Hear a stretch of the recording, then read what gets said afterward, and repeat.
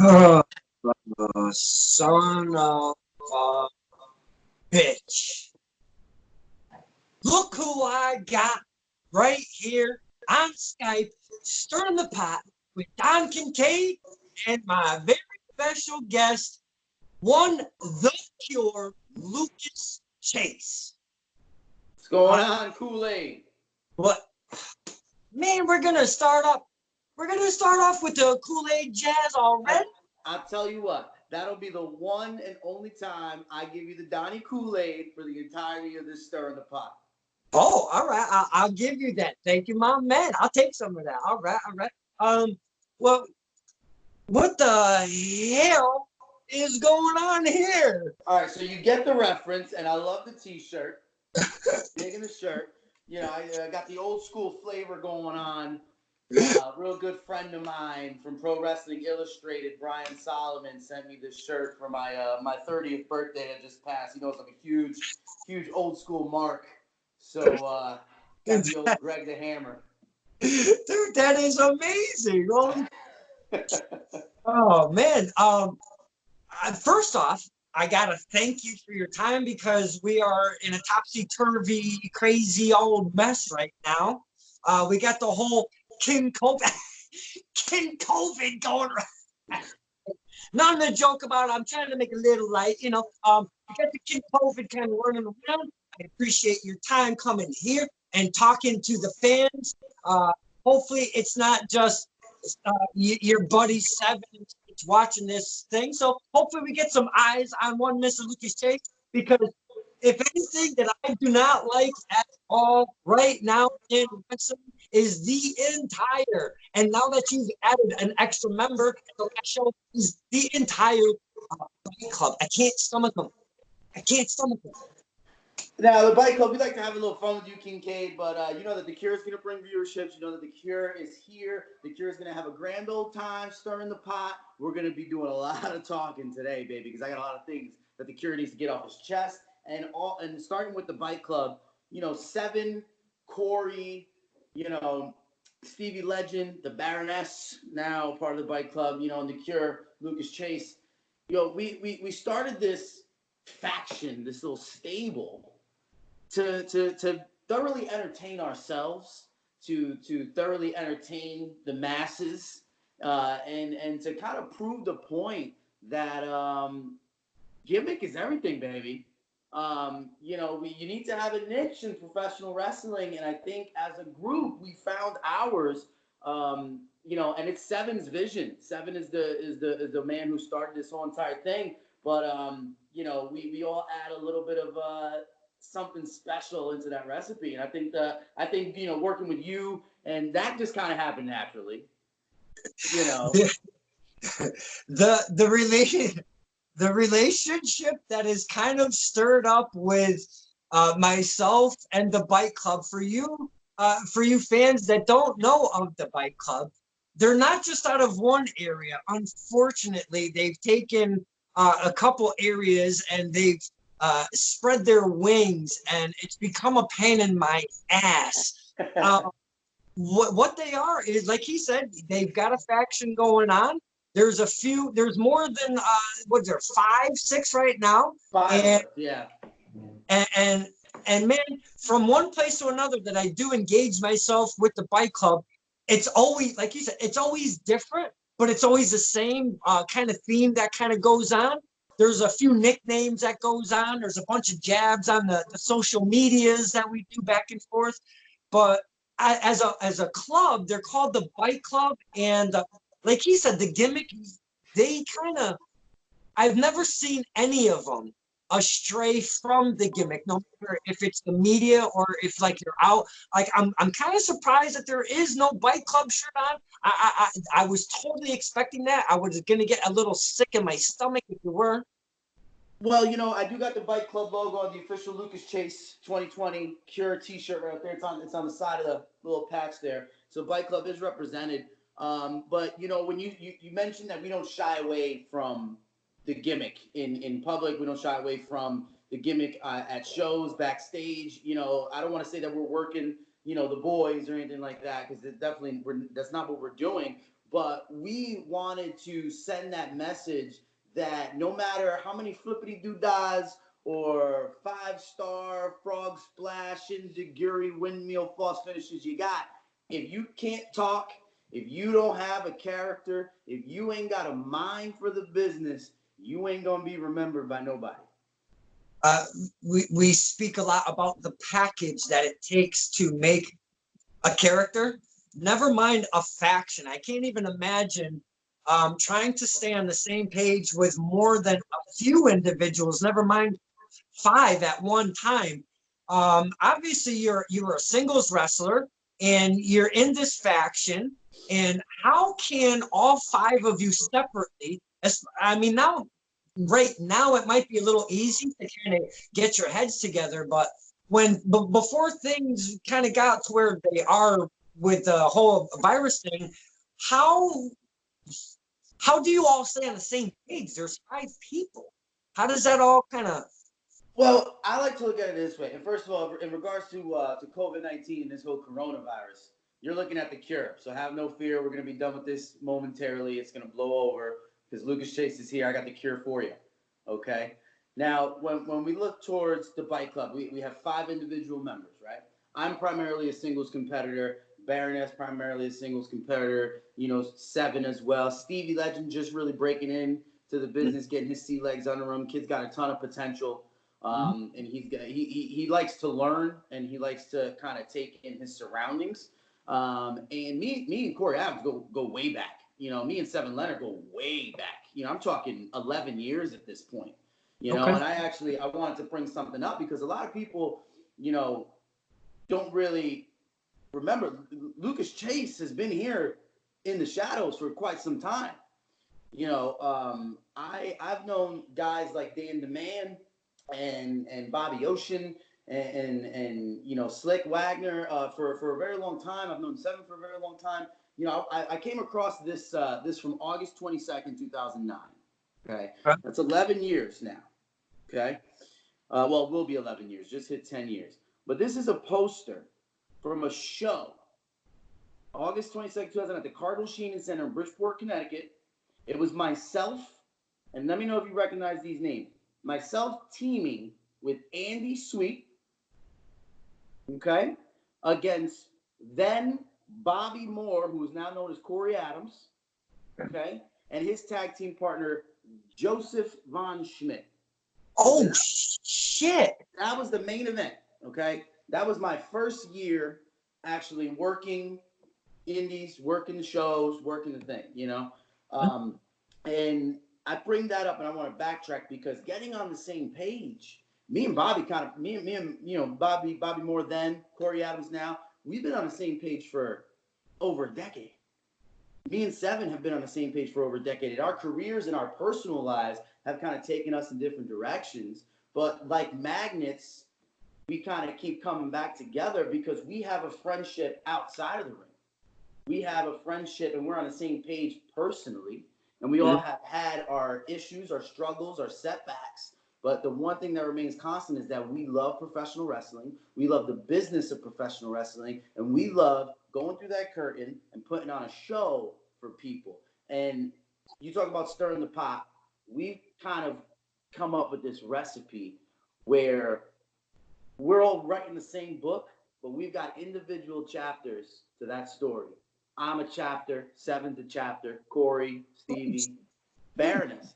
And we have formed this group that I honestly think has the most potential to do some extraordinary things if given the opportunity.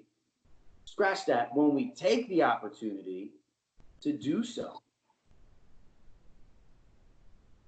Well, I want to bring up Stevie Legend because you've mentioned him at least 2, maybe 3 times now.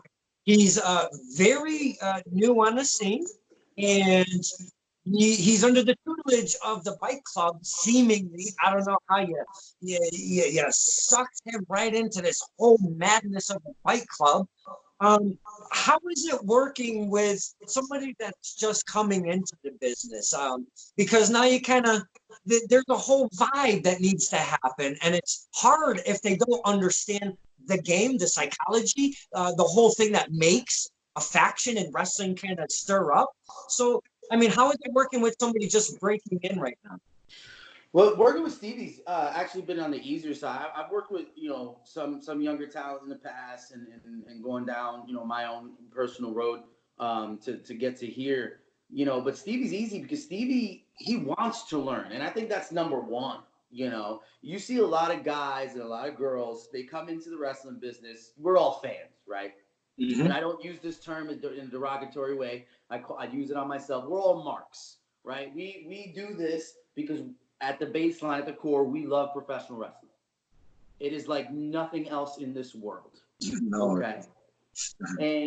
And that can sometimes, that love for professional wrestling can sometimes manifest itself into an ego, because that ego stems from the fact that you've been watching something for so long and you've been studying it from the third party perspective, that once you start to actually utilize what you think you don't want to hear any suggestion from anyone else, thus cutting off your learning curve, right? So I feel for younger guys and girls, keeping your mind open to suggestion, keeping your mind open to getting out of your comfort zone is going to benefit you in the long run. Even if it's not in the short term right now, it's going to benefit you in the long run, because you're going to be doing things and learning things that you may not even thought of yourself. Like, whoa, I never thought I could do that. Or, whoa, I never thought that would be good here. You're trying to shove a round peg into a square hole and it's not working. So you need that open-mindedness and that power of suggestion to come from people who have a more experience, and even people who are your peers now, that are breaking in with you. Allow them to kind of give you their take on things and keep that open-mindedness. And with Stevie, he is that. He's like a sponge, man. He just wants to absorb as much information as possible, and it makes it really easy to kind of just lend my power of suggestion. And if you notice, I don't use the term knowledge, even though it is knowledge. But even after doing this on and off, not as consistently as I would want for the past 11 years, I myself still take the suggestion. I myself am still looking to guys who have been doing this longer than me, girls who've been doing this longer than me, my peers, to give me stuff and to help teach me and to make me a better performer inside and outside of those ropes. Yeah. Because I honestly believe, and I live my life by this philosophy, once you think you have nothing left to learn, you immediately start to fail. I honestly believe that. Well, wrestling, it seems to be an endless journey. It's like, and I've said this way too many times in my interviews, but I'm going to say it again. Music and wrestling, very, very, very similar. And when you try to play a guitar, you get to practice it a little bit. You start playing. Now, you're getting into a couple songs. You're starting to get your feet wet. You get better and you get better. But there's one thing that, again, music and wrestling are so similar. There's no ending to learning the neck of the guitar. In wrestling, it's the same exact way. There's no ending of the learning, to be honest with you, because there's so many facets. There's so many styles. The Japan, the Mexico. I mean, it goes on and on. You're always learning. You have something to learn all the time. No, absolutely. I believe that within my soul. And I know you're a musician, I myself am a musician as well. And so I definitely relate to exactly what you just said. Like, there's so many different variations. It's art, man. And what is art but relative? It is in the eye of the beholder, because the most beautiful part about professional wrestling, just like in music, you can think that the match you just saw was the greatest match you've seen in your life, and I'll sit there and tell you why it isn't. And vice versa, because our tastes can be different. And the most beautiful part about painting that picture inside the ropes is that you're painting a picture and you're writing these lyrics and you're doing this dance with your opponent that is going to adhere and cater to everyone. Yeah, yeah. It's you guys and girls, you do a fantastic job for the fans.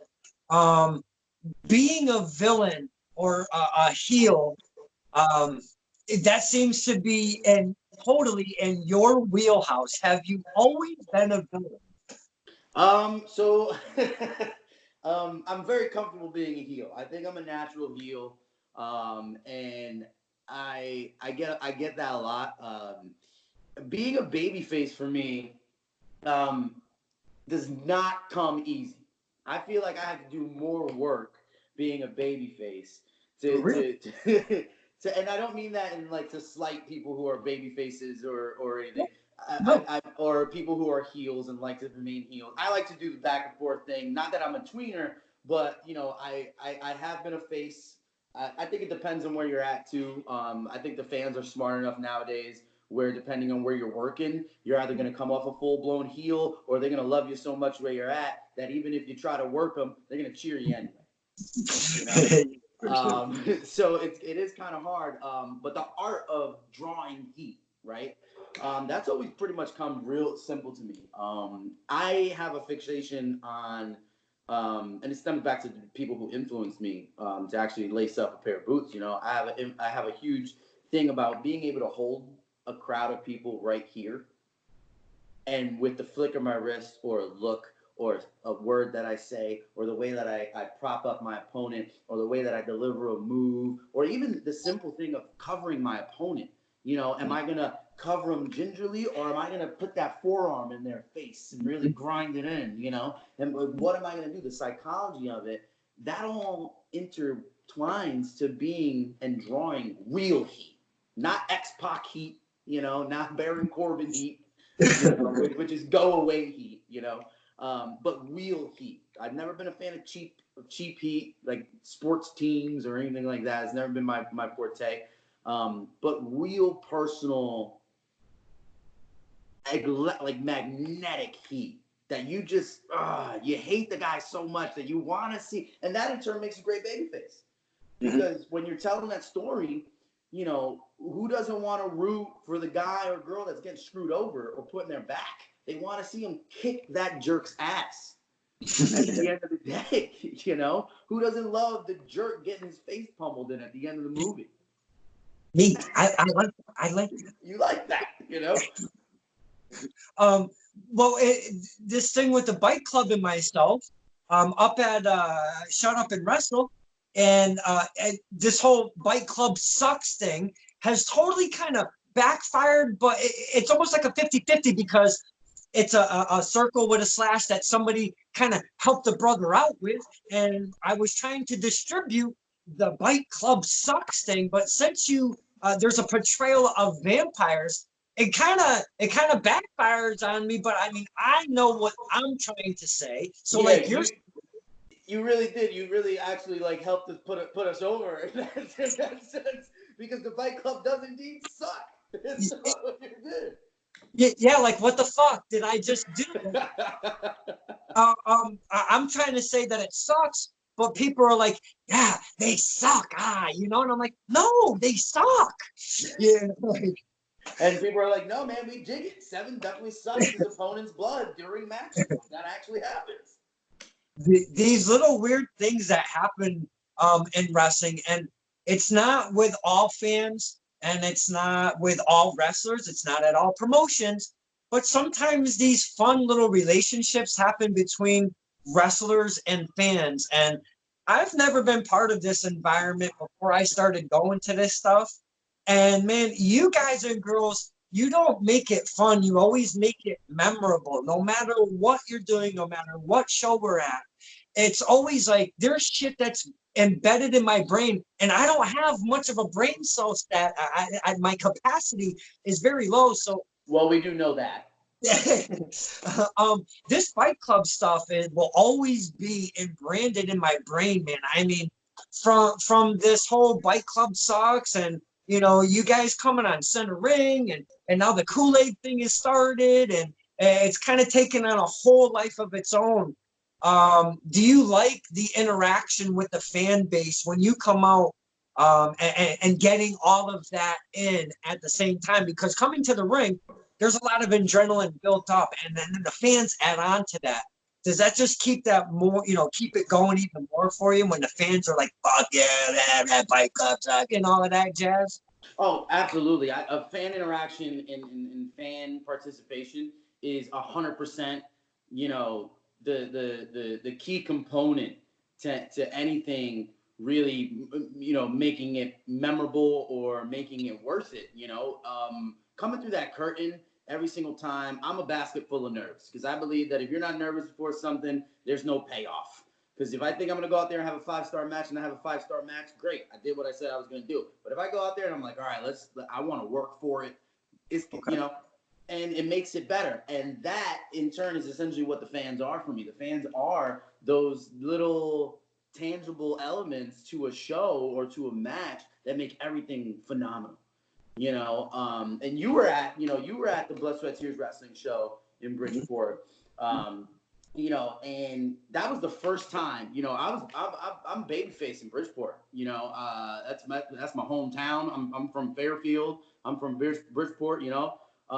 And being down there, I was working my same style. I'm working my same thing. But towards the end of that main event, you got the crowd chanting, "We want the cure." That's the first time I've ever heard something like that. That makes you like, no matter how tired I am, no matter how banged up I am, I don't think anybody realizes. I wrestled the opening match that night, and I worked the second most allotted time in that battle royal for the strap, and combined, I was in the ring for about 70 minutes. That's a long time. Definitely, in one event, it definitely is. And hearing that, and hearing that crowd, and feeling that little rumble, and feeling that little electricity, and when me and Big Jim Anderson kind of started mixing it up, and coming in with a House of Fire, and seeing and touching Dickie Moon, and getting in there and working with Kenny Roberts, and all those fantastic performers that were in that match. That adrenaline turns into, we're going to give you back what you're giving us, man. Because you got a dead crowd. You're like, shit, what the fuck do I do now? You got to make chicken salad out of chicken shit, and it's fucking hard. But once the crowd starts giving it to you, man, that helps everything, whether you're heel, whether you're babyface. But I tell you, man, the crowd giving heel shit and the heel giving the crowd shit, that in turn gets the baby face over because they want the heel to shut up or get his face pummeled. The baby face obliges. They get a big pop, and everybody goes home happy. And it all goes back to what we started talking about. It goes back to those characters. It goes back to that gimmick. It goes back to the performer themselves. When I first met Lucas Chase, to be honest, I never really heard of you until we were outdoor show, Newington, Connecticut, and that was a totally different vibe for me. But I wanted to check what that was all about, and that was the very first time I ever met you.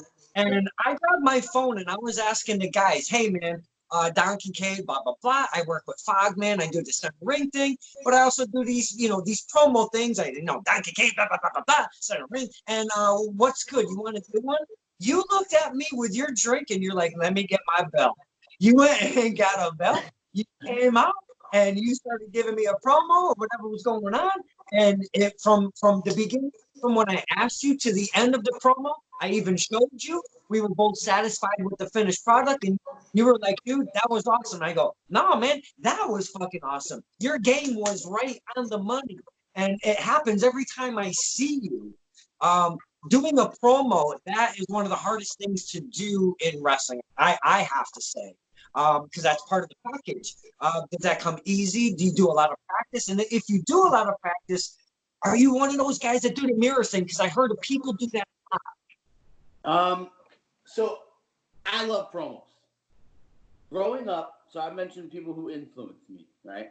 I think there's only one man that I honestly idolize that can't cut a promo, and that's the great, phenomenal, most underrated worker of all time, in my opinion, Dean Malenko. I'm a huge Dean Malenko fan. Not the most charismatic person in front of the camera, to say the least, you know. But phenomenal in-ring worker. Definitely huge influence on my style. But you know, the people that I grew up watching, you know, I idolized, you know, Heartbreak Kid Shawn Michaels, Okay. Stone Cold Steve Austin, The Rock. Oh my God, huge on the mark. What? That is, the Rock can talk me into a Walmart. That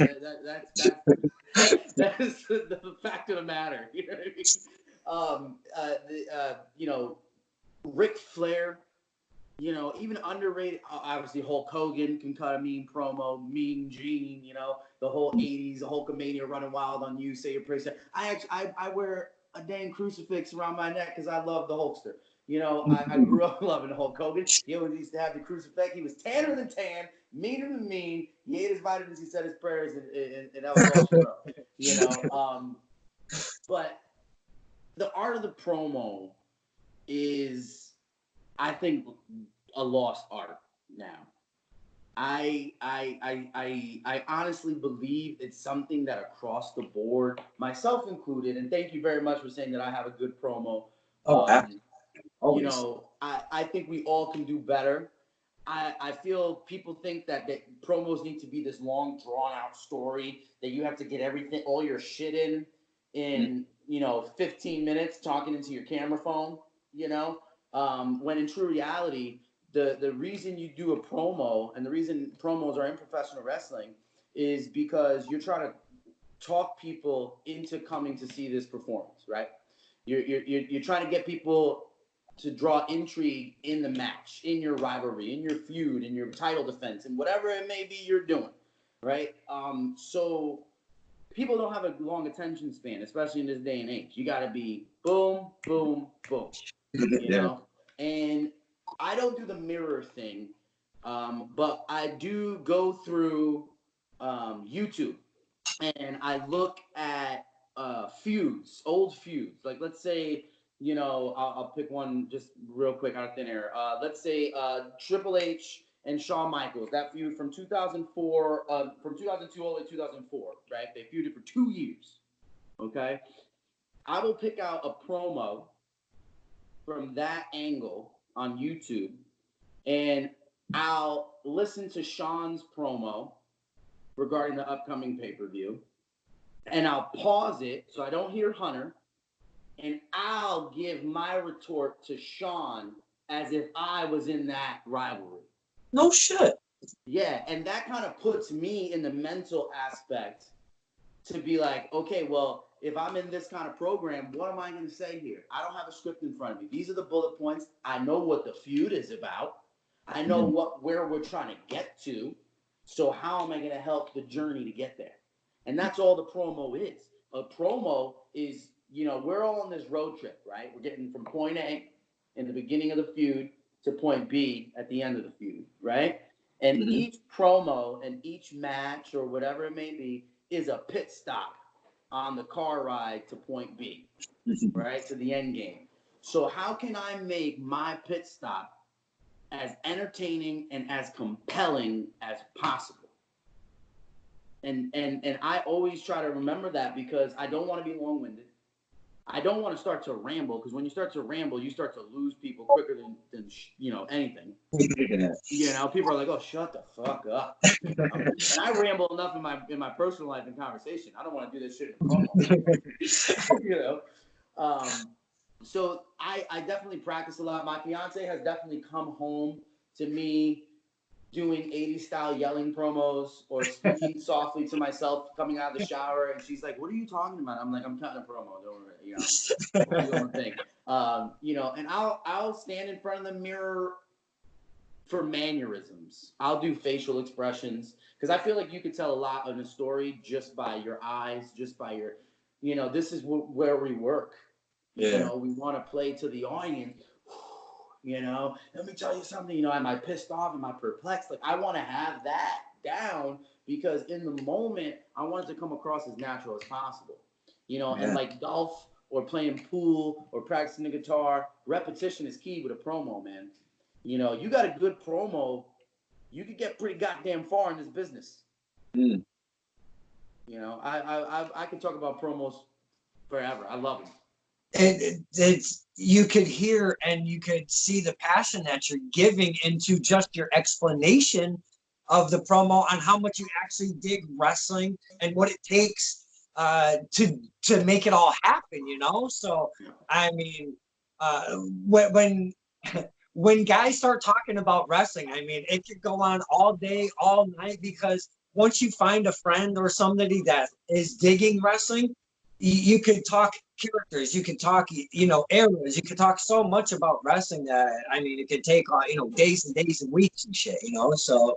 Absolutely. You know, and I have the passion for professional wrestling because professional wrestling has been there for me through everything. I talk about my road, I talk about my journey a lot. And you know, you mentioned before we got on that you wanted to kind of talk about the creation of the Cure, right? Yeah. And the creation of the Cure. So when I broke into the business, you know, I got my feet wet with Tukey Tucker, or Alex Roma. People do know him as that. He used to work in Connecticut here and moved down to Florida and everything. And you know, phenomenal guy. Kind of showed me the ins and outs and broke me in, gave me my dues. You know, and you know, that was when I was 18 years old. I just had my 30th birthday a couple weeks ago. You know, and looking back, you know, it's been a tumultuous journey, and the Cure is a manifestation of 18-year-old Lucas Chase to 30-year-old Lucas Chase.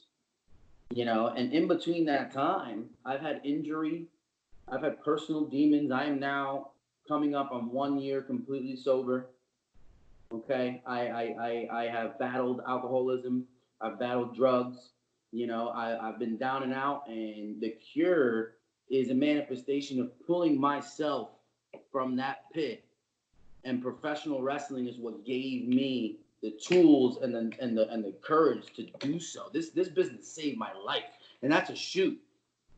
You know, I came up with the Cure when I was just starting to get, you know, into my working into my sobriety and working with everything and the whole nine. And you know, professional wrestling saved me. So I, in turn, as the Cure, Lucas Chase, am going to save professional wrestling. Is that a character that is going to be your only character because of what it means and how it came about, or do you feel that it might change later on down the road? I think the basis and the premise of the Cure will remain the same, but I'm all about natural progression, and I'm all about peppering in and magnifying me on a personal level into the character. Mm-hmm. You know, because I think the most natural, you know, characters you can get behind in professional wrestling are just manifestations of the real person behind the curtain. You know, and that's why I took on the bike club thing head on, because at the end of the day, I'm just a guy who likes hanging with his boys and having some fun and getting what they want and taking, you know, by the horns. You know, so I said, let's fucking do this. You know, why not? You know, why are we gonna wait for someone to say, hey, this is what you're gonna do? Fuck that. I've never been that person. I've never been an authority figure. You know, I was a punk rock kid, you know, listening to Rancid, getting tattoos, and you know, fucking shit up. You know, and I was put in this bubble, which I look back now and I fucking laugh, because I have no problem in saying I started out as a backyarder. You know, we used to put on shows in the neighborhood for the neighbors and stuff, and it wasn't anything crazy. We weren't hurting anybody, but we loved this business so much that when we were 14, 15, we started to emulate what we watched on television. And I laugh and I bring that up because the simple fact is, now you got fucking documentaries on the WWE network showing Seth Rollins in his backyard doing triple moonsaults, and he's the fucking WWE Universal Champion. You know? And I bring that up and I say that because the bubble that I was put in was that I wasn't good enough and I didn't have enough respect for the business to go when I was a fucking teenager to pay $2,000, $3,000 to get trained. So they said, you don't respect the fucking business. We're not going to give you a shot. So what I did, I saved up my money. I started working with Tukey. I started working, Joseph Von Schmidt is someone that I hold dear to my heart. He helped me out a lot in the beginning. That was my first main event match, was against Joseph Von friggin' Schmidt. Okay. Right. One of the first freaking things I ever took, you want to talk about a nerve-wracking high spot, is when you got Joseph Von Schmidt, 6'4", standing at the top of the on top of the turnbuckle, coming down with a bison stomp, and he comes up to you after the match and he goes, "Hey kid, that was a freaking great post you did for me, man. Thank you very much." And he thanked me. I'm wet behind the ears, 19 years old, saying, "Holy shit, man." And you got a guy like Andy Sweet who was giving me his knowledge. People that I consider friends in this business that were before me, like the Stratford Red Devil, Chris Mooch. I talk to Chris to this day. He lives down in Florida. He came up here on vacation. We were in the gym together working out. And me and Mooch, we're going back and forth because I'm like, how can I make this better? What can I do here? I'll send him videos of my matches. He'll critique them from over there and send them back. But yeah, I'm still put in this bubble, and I still get those looks like, where's this fucking guy coming from? Who's this? And I think it's because, and no disrespect to anybody, and I don't want this to be misconstrued in any way, but I am not a clique person. I like to be in my own world. I have a 3-year-old son. I have a fiance. I run 2 very large gyms down in Fairfield County, and I bust my ass for this business. I bust my ass for anything. I'm a hard worker, and to be put in that bubble pissed me off early on in my career. And it gave me a chip on my shoulder. And I used that chip to mature, and I used that chip to become the performer that they couldn't deny. And that's where I'm trying to still get to, because I haven't gotten there yet. I know that. I have much to learn, and I'm willing to listen to everyone. But it makes my heart grow 3 times in size like the fucking Grinch when I got a guy like Dan the Man who I haven't spoken to in quite some time, and we picked back up like it was yesterday. Or, I remember I worked this Battle Royal in Bethel. This was probably like my 3rd match ever. I worked this Battle Royal in Bethel, the Bethel Boys and Girls Club, and none of us had entrances. They played a generic song, and all competitors came out. We all had our spots, what we were supposed to, where we're supposed to be, and you know how Battle Royal is. It's all a clusterfuck, right? It's a lot of bodies. It's a lot of moving parts. Hard to focus. I got eliminated. We did our thing. Boom, boom, boom, boom. I go to the back. I'm changing out of my gear to enjoy the rest of the show. And from the stands, I see this gentleman come. He comes into the locker room. He comes right up to me. He shakes my hand. He goes, "What's your name?" And back then, I was known as the rock star Justin Sky. Terrible gimmick. Horrible. Didn't get over with anybody. It was not something that I was very, very happy with. It was something that I was given, and it was the shits. I'll tell you that. Because I am not flamboyant or feathery and that was what they wanted. It was really bad. So, he shakes my hand, goes, "What's your name?" I said, "Justin Sky, sir. Very nice to meet you." And he goes, "Bobby Ocean. Good to meet you. How long you been doing this?" So, this is my 3rd match or so. He goes, "You got some really crisp strikes out there. You really have your head on a swivel. You look like you're very aware and in tune with what's going on in the ring." And he may not even remember that exchange, after all this time. But I do, because it meant something to me. And it was something, and it is something that I remember to this day, because I don't want to lose myself, and I don't want to lose my humility. And a lot of guys that have been doing this for a long time lose that humility and start looking down their noses at people and start blocking people from just coming out entertaining. And at the end of the day, that's all we want to do. We want to go out there. We want to entertain as a group and as performers, whether it be in a tag team, individual, manager, referee, ring announcer, commentator, don't matter. Web series host. It don't matter. What we want to do in this business is entertain people. And there's a lot of people that, try to block because of ego, and they block the younger talent, or they block the people that they're uncomfortable with, you know. And with me not being the clicky person, you know, I'm not going to barbecues at, you know, people's houses. I'm not doing it. And it's not that I'm being negative or distant from those people. That's just not my bag, you know. But I like to keep my circle tight. I play everything close to the vest, and you know, and then I go there and on show day, you know, I'm shaking hands, I'm doing the whole respect thing because I'm not better than nobody. You know what I mean? And I'm willing. I watch every match from the first to the last. You know, I still help break down the ring, put up the ring. You know, none of that shit's changed. You know, I still am paying my dues. I'll be paying my dues forever. Hell, I can make it to AEW. I can go to NXT. I don't give a shit. You ask me to put up the fucking ring, I'm putting up that ring. You know, because that's a part of the package, man. And all of that respect is what the Cure's about. All of that knowledge and being a professional wrestler is what the Cure's about. And also not being, you know, not being the overachiever, as I like to say.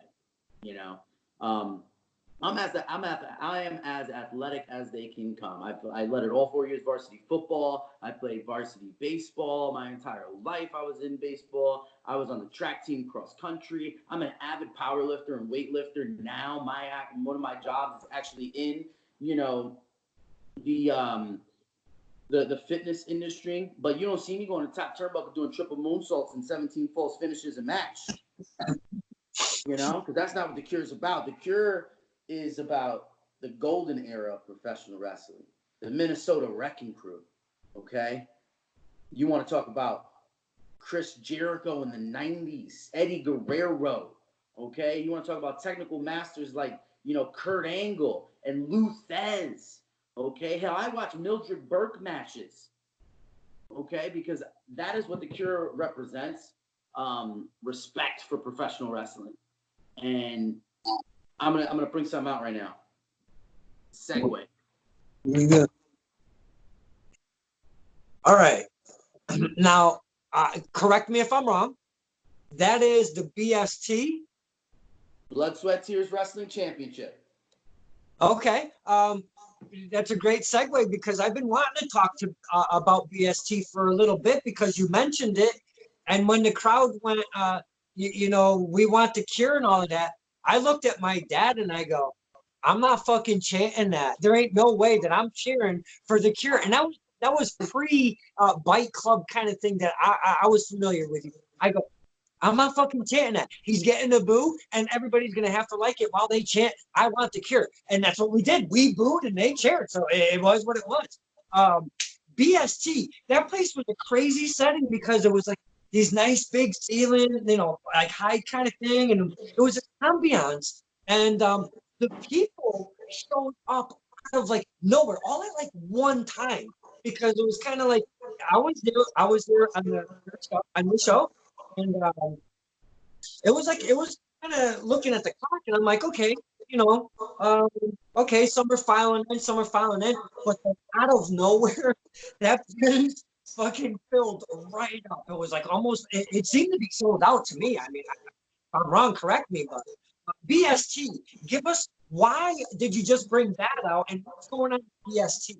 So Blood, Sweat, Tears Wrestling. I wanted to bring this up before we ended everything and before we, you know, went on too long, because I know you're a very busy man these days doing all these stirring the pots. Hey, no, But Blood, Sweat, Tears Wrestling is, you know, it is near and dear to my heart. It is something that I've been working on with the creator of Blood, Sweat, Tears Wrestling, Omar Menez, for a very long time, and the vision is all his. And you know, we brought it to fruition last June. And then due to financial circumstances and just things out of our control with the venue and stuff like that, because that was gonna be our home arena for BST. You know, we had to put the kibosh and put things on hold. okay. However, I still been carrying around this championship, defending it at other organizations and doing my thing with it and keeping it relevant. And the grumblings have started again. The grumblings. Everyone's asking me, oh, Lucas, what's up with BST? Ooh, Lucas, what's up with BST? I can positively tell you right now, breaking news on Stirring the Pot, that Blood, Sweat, Tears Wrestling will be making its return this summer with not one, not two, but with 3 consecutive mega card events. What? And the first mega card event, we'll see if he accepts, because he's first in line. We'll see the match that was supposed to happen, the greatest match never wrestled. You will see the Cure, the Blood, Sweat, Tears Wrestling Champion, the tanner than tan, Mac Daddy of Fairfield County. The Cure, Lucas Chase, will go 1-on-1 for the richest prize against Dustin Flash Waller. You're gonna lose. You're losing that belt, baby. You're going down. All jokes aside, Kincaid, you're obviously wrong about a lot of things. You're absolutely wrong about this one, because the Cure will prevail. I've been defending this up and down the East Coast here in the state of Connecticut at other organizations, and BST will be no different. I'm going to step through those ropes, and I'm going to prove without a shadow of a doubt why I am the man in the 203, and why Dustin Flash Waller can't fuck with me. And that is the truth. It is undeniable. And the fact of the matter is, I respect Flash Waller. Hell, I like him more than a lot of other people in this business. But the kid needs to be taught a lesson, because the fact of the matter is, he got a little too big for his britches. The egos we've been talking about have started to rise from the ashes. Mm-hmm. And he needs a dose of the vaccination. He needs to be administered the Cure. No bite club at ringside. No outside interference. 1-on-1. 2 out of 3 falls. Oh, so that's still gonna happen, because that was supposed to happen previously. A 2 out of 3 falls. Salvation Saturday night. There's a show that never was. It is going to happen if he wants to accept this opportunity. And this is an opportunity. I'm not calling it a challenge. I'm not calling it a blood match or a death feud or whatever you want to do it. Sparkle it up and down. Pour some glitter on it. Go to Michael's and get some glue and staple it to a goddamn poster board. Not doing that. Don't need to. The fact is, 1-on-1, 2 out of 3. Flash Lucas, the better man, will prevail, and the key word is man. Because, kid, I am 10 years your elder, and I'm going to kick your ass. Well, to touch upon that, first, congratulations of the hiatus is over of the BST. We're going to bring that back. Congratulations. I'll give you that. Second, calling out Dustin Flash Waller is exactly what I was hoping for. And because you guys, and there was a lot of, you guys needed to finish unfinished business. And I mean, this one. I'm not one to leave business left on the table. I wanted to come full circle, and Flash deserves this opportunity. Like I said, I do respect him. He deserves a shot at the Blood, Sweat, Tears Wrestling Championship, but don't think I'm pulling any punches just because I love you, kid, because the fact of the matter is, the only thing that's going to get in between me and the Blood, Sweat, and Tears Wrestling Championship is death himself, because no one's prying it out of my hands as long as I'm living and breathing. Well, before I die, I'm going to do this. This was Stirring the Pot with Don Kincaid, and holy crap, my special guest won the Cure, Lucas Chase. Thank you, my friend, for spending the time on Stirring the Pot, giving us some insight about your character, and telling us that Blood, Sweat, and Tears is now coming back, and let's see what Flash Waller's got to say. Thank you, Mike. Thank you very much, Don Kincaid. I kept my promise. Now wait for social media to blow up, because I'll be bringing that nickname back out. But I look forward to doing this again with you very soon. Hopefully, next time it can be myself and the rest of the bike club. So we'll see what happens. I will talk to you. Stay safe, stay healthy, man, and just keep the cure right here during COVID-19.